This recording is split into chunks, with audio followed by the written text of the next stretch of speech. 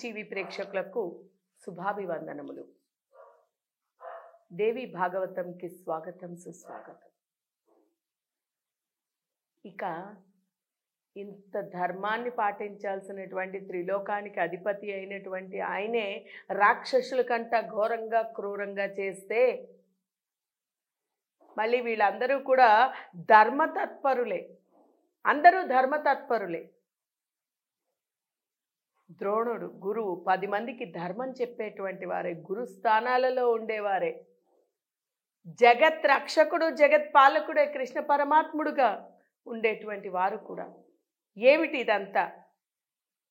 వీరంతా కూడా తత్పరులు అయ్యుండి వీరు ఇలా చేశారంటే అంతకంట నింద్య ఇంకేమైనా ఉందా?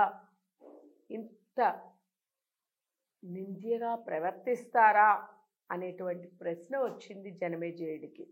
అలాగే మహర్షి వీరందరి కథలు కూడా విన్నాక, వీరందరి గురించి తెలుసుకున్న తర్వాత అసలు ఇక ధర్మం పట్ల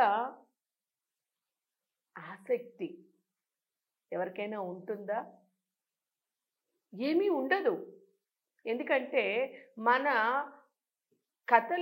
యొక్క కథలు అంటే ఇవి ప్రత్యేకించి కథలు కాదు, పురాణం అంటే పునాపి నవం పురాణం అన్నాం. అంటే పూర్వం ఒకప్పుడు జరిగినటువంటి సంఘటనలు ఏవైతే ఉన్నాయో ఆ సంఘటనలని ఆధారంగా ఇప్పటికీ కూడా అదే రీతిలో జరుగుతూ ఉన్నది.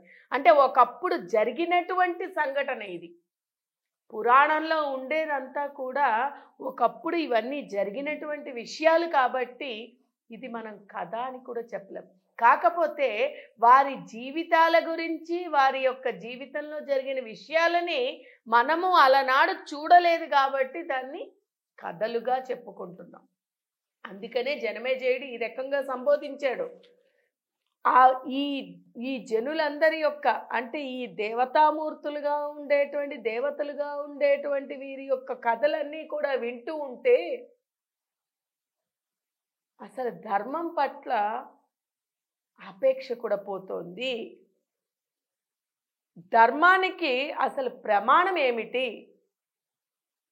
ఇది ధర్మం అని దేనిని అనుకోవాలి?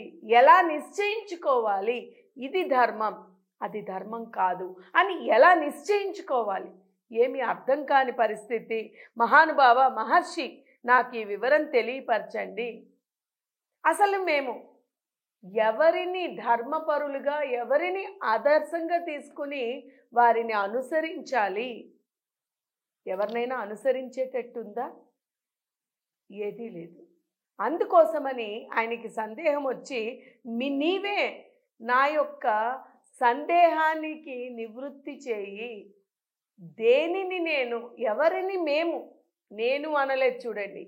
అంటే ఆయన నిమిత్తంగా ఉండి అతను అందరికీ కావలసినట్టు, అందరికీ ఉపయోగపడేటట్టు మాట్లాడాడు కాబట్టి ఆయన నిమిత్తంగా ఉండి ఆయన అడిగాడు ప్రశ్న. అడగడంతో ఎవరిని చెప్పండి, మనం ఎవరినైనా ఆదర్శంగా తీసుకుందామా?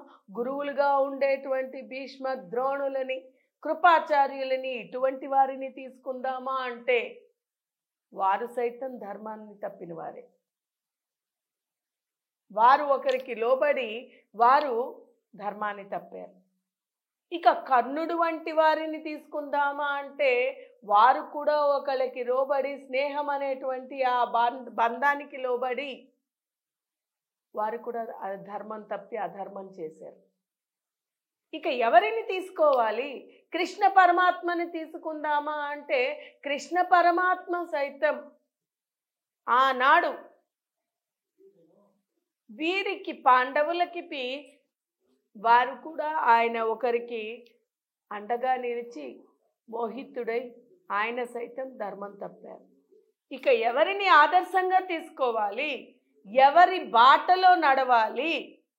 మహాత్మా, నాకు మతి పోతోంది, నాకేం చెయ్యాలో అర్థం కావడం లేదు, తెలియపరచండి.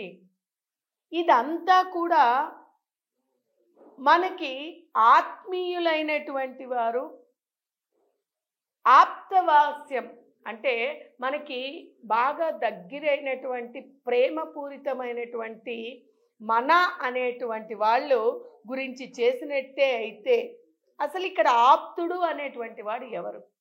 ఎవరిని ఆప్తుడుగా అనుకోవాలి మనం?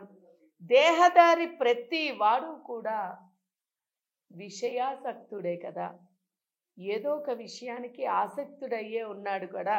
అంటే ఈ యొక్క దేహదారులందరూ అంటే పాంచభౌతికమైనటువంటి దేహాన్ని ఎప్పుడైతే మనము ధరిస్తున్నామో ఈ పాంచభౌతికమైన దేహం వల్ల ఈ దేహదారులందరూ కూడా దానికి విషయానికి ఏదో ఒక విషయానికి ఆసక్తులై విషయ వాంఛలలో చిక్కుకుంటున్న వారే కదా.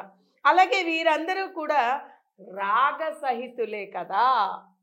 అంటే రాగముతోని రాగద్వేషం అంటాం చూడండి, అటువంటి రాగసహితులే కదా.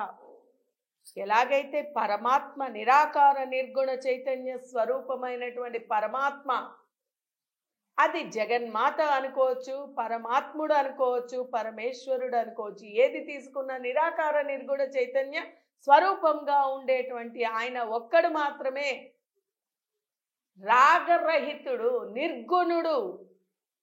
నిర్గుణము ఎప్పుడైతే గుణాలు ఉండవో రాగద్వేషాలు ఉండవు, రాగం ఉండదు.